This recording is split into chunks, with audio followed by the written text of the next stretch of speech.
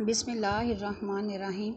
अस्सलाम वालेकुम। मेरा नाम शाज़िया जमाल है और आज मेरा उर्दू का ये 8वां लेक्चर है। हमारा जो उन्वान है वो एक नज़्म है, उसका नाम है रेल का सफ़र। इस नज़्म की तदरीस के बाद आप सब लोग मज़ाहिया अदब से वाकिफ़ होंगे और ये समझने लगेंगे कि मज़ाहिया शायरी में भी एक पैगाम होता है, क्योंकि इस नज़्म में शायर ने खूबसूरत और मज़ाहिया अंदाज़ में एक पैगाम दिया है। सबसे पहले इसके ख़ास अल्फाज की तरफ आते हैं। तो इसके जो सबसे पहले लफ्ज़ है अब्ज़, इसका मतलब है फ़जूल या बेफ़ायदा। अगला लफ्ज़ है मरदमशुमारी, इसका मतलब है इंसानों की गिनती। फिर लफ्ज़ आता है गुंजाइश, इसका मतलब है जगह या ठिकाना। फिर लफ्ज़ आता है ललकारना, इसका मतलब है नारा मारना।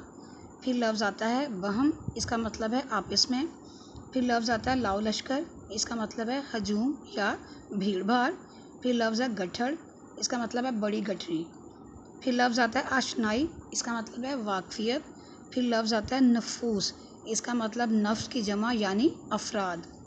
अब इसकी हम तशरीह की तरफ आते हैं। ना गुंजाइश को देख पैटर्न के तौर पे मैं आप लोगों को 2-3 शेर की तशरीह कर देती हूँ, तो बाकी आप लोग अपनी खुद से ही इसको शेरों को पढ़ते जाएं और जब आप इसके अशार पढ़ती जाएंगे तो आप लोग इसकी तशरीह अपने तख्लीकी सलाहियतों को उभारते हुए इसकी तशरीह भी कर सकेंगे। तो कुछ अशार की तशरीह मैं आप लोगों को बता देती हूँ। ना गुंजाइश को देख इसमें ना तो मरदमशुमारी कर, लंगोटी कस खुदा का नाम ले, घुस जा सवारी कर। तो ये शेर हमारे पास आया है।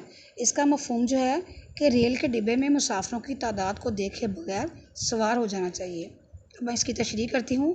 इस शेर में शायर सैयद ज़मीर जाफ़री कहते हैं कि तू इस बात को ना देख कि रेल के डिब्बे में घुसने की जगह है या नहीं, बल्कि किसी रोक टोक के बगैर डिब्बे में घुसने की कोशिश कर।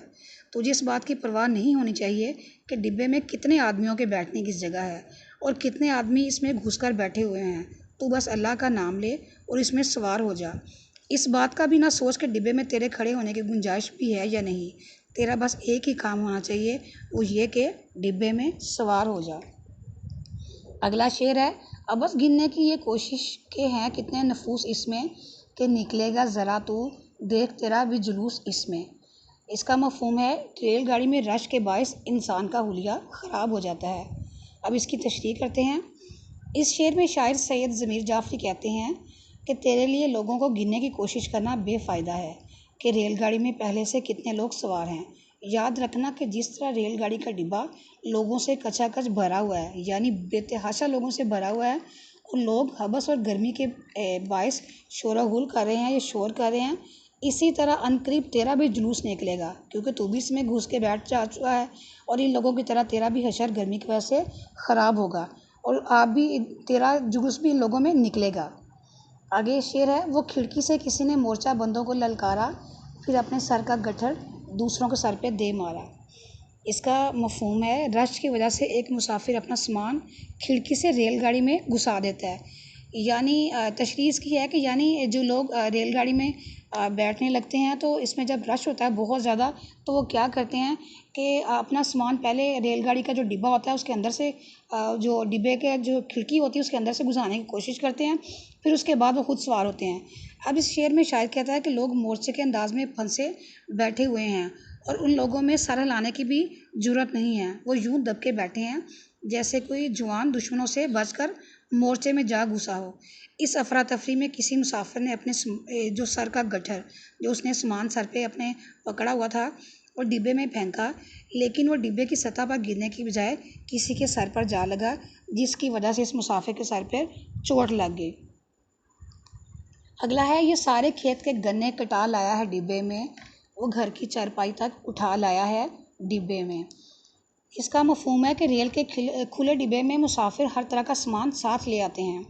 अब इस शेर में भी शायद सैयद ज़मीर जाफ़री कहते हैं कि एक मुसाफिर अपने खेत के सारे गन्ने कटवा कर अपने साथ डिब्बे में ले आया और एक मुसाफिर तो घर की चारपाई तक साथ ले आया। दरअसल ये इन मुसाफिरों पर तंज है जो रेलगाड़ी में सफ़र करते वक्त घर की आधी से ज़्यादा चीज़ें सफ़र पे अपने साथ ले आते हैं और गाड़ी में मुसाफिरों के लिए जगह कम पड़ जाती है और ये सामान सफ़र में दूसरे मुसाफिरों के लिए मुसीबत का बायस बनता है। अब अगले शेर हैं वो आप लोग जितने भी 4-5 शेर जो है ना वो अशार बाकी रह गए हैं, इनको आप लोग पढ़िएगा तो इनकी तशरीह खुद से करने की कोशिश कीजिएगा। शुक्रिया।